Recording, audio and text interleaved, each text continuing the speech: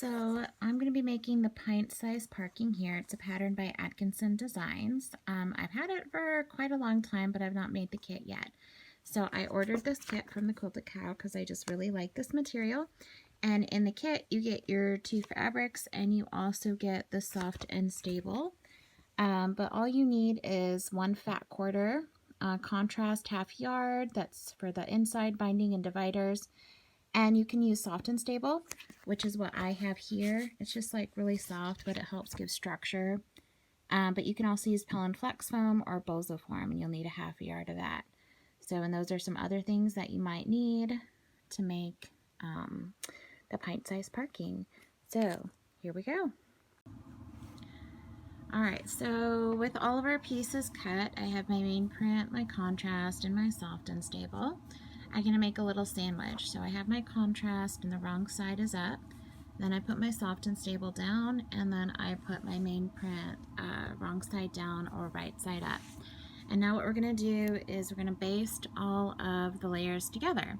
So I'm going to use this 505 temporary adhesive spray. Just word of warning, don't do it on your cutting mat or lay down newspaper or something, because if this gets on your mat, it won't be fun to get off, or it may not come off. Other people have different ways. There's basting powder, but I'm going to use that spray, and I'm going to do it to both sides. So I'm going to baste this one down, and then I'm going to flip it over and baste the other one down.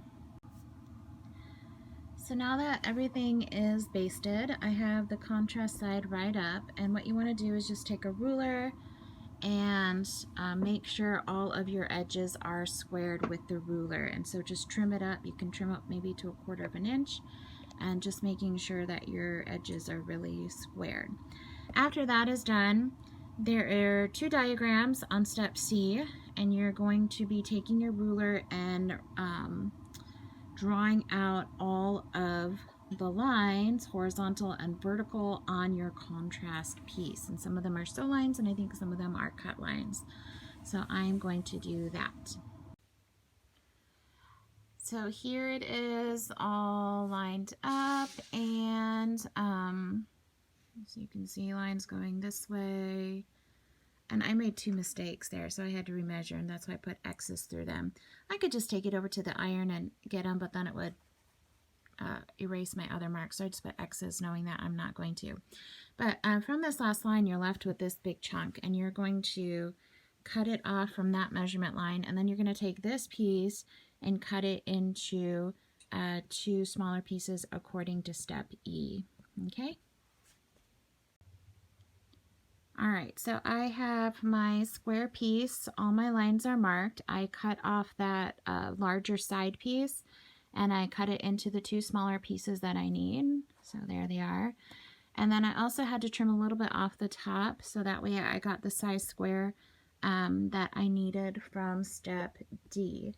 Alright, and then between this line and this line on each side, I found the center point and then marked from here down. So I have my center line marked.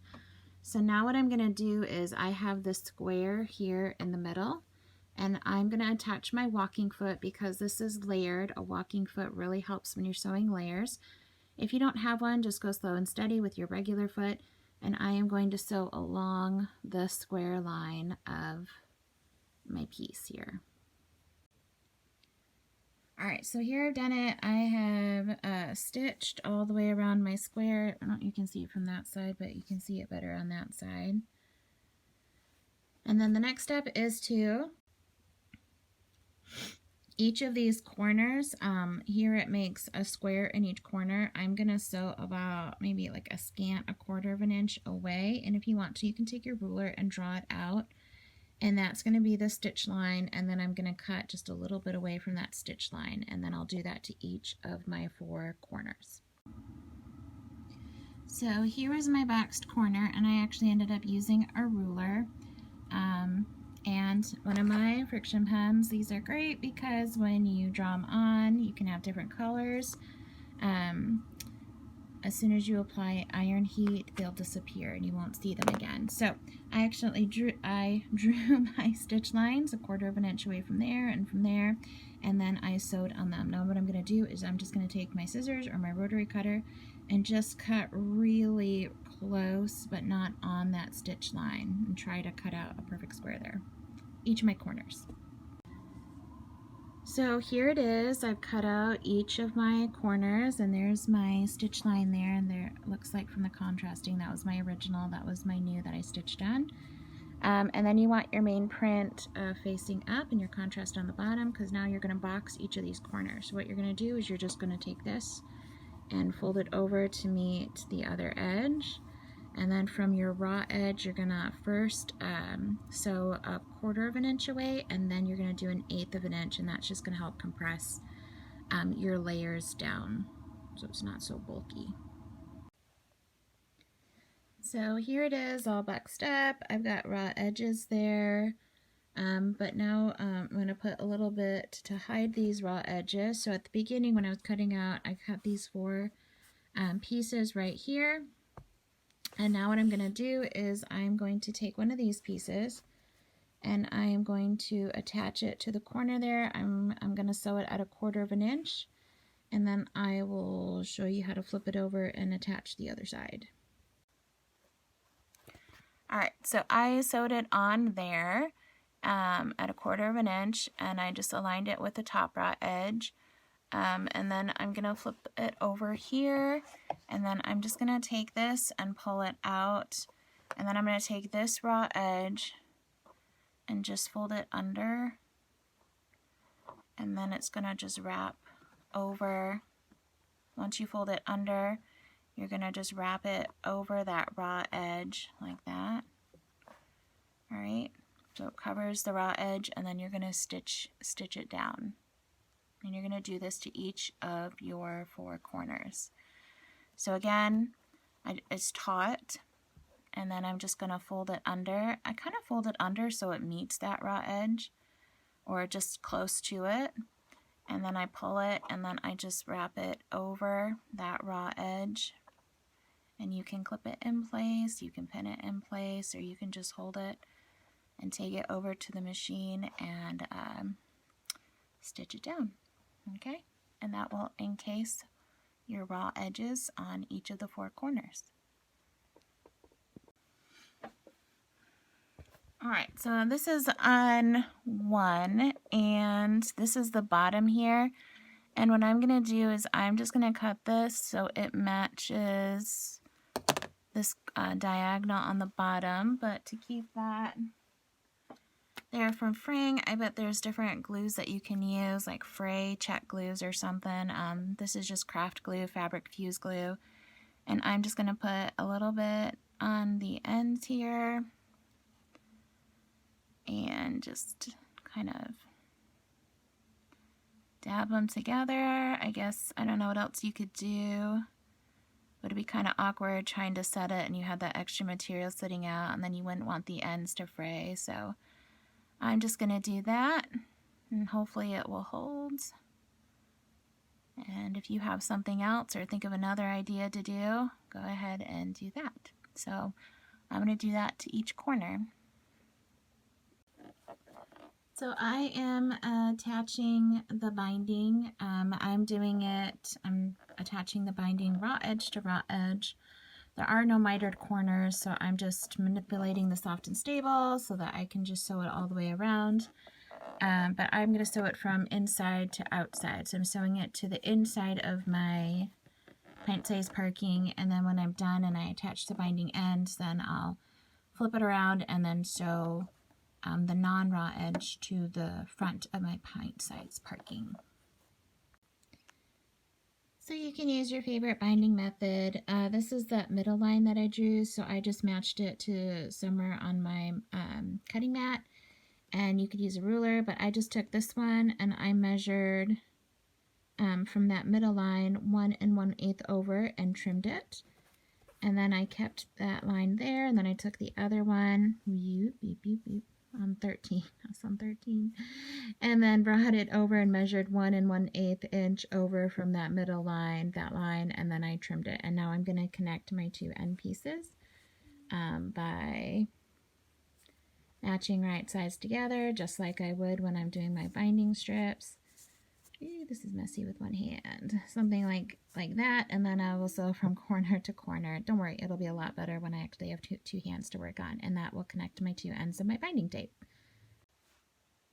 All right, so my binding is all attached. There's where I attached the pieces. You can even trim up some of these flyaways here so they don't get in your way. This fabric is really fraying kind of bad, but we'll get those trimmed up. All right, and then I'm just gonna turn it inside out like that. And then I'm gonna take my binding and I'm just gonna bring it around to the front. And you can pin it, you can clip it. I like to use, I probably will clip this one, but another thing I can do is if I have Elmer's white glue, I'll put a little glue along that and then fold this over and then apply some heat.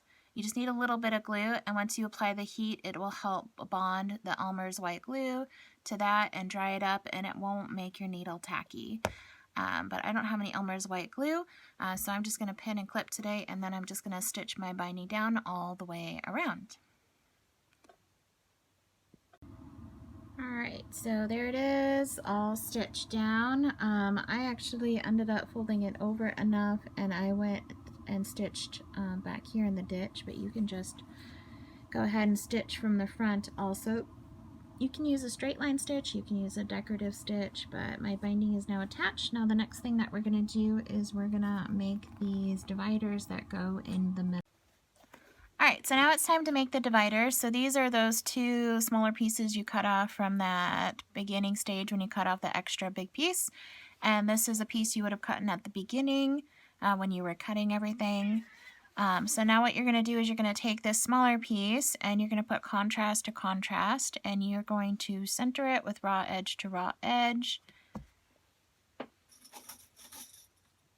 And then go ahead and take some clips or pins, whatever you want. You want the main fabric up, and go ahead and clip it. And then you're going to stitch it down that raw edge to raw edge, 1/4 inch. Alright, so now that that is stitched, you're just going to take this other edge and you're just going to bring it over and make sure that it's aligned where it should be. And align that raw edge to the other raw edge. Making sure everything is even. Put a few clips on it. And then sew it down, and then you're going to turn it inside out. Alright, so there it is. Going to turn it inside out. There, and that main fabric will go in the middle. So now you've got a piece or two, if you finished both of them, that look like this. You can give it a good press. Everything should be even on both sides. If not, just adjust it so that this here and this here is even. Now, you want to tuck in these raw edges here. So what you're going to do is you're just going to fold it over a little bit. And then you're just going to fold it up and over that raw edge. I'll fix it a little bit better. And then you're just going to stitch it down. Okay? So again, I'm going to probably press this so it's a little bit easier to fold. Fold it over that raw edge and then fold it all the way over. And then you'll stitch it down, and that will encase your raw edges. And then you're going to do it to both sides of both of your pieces.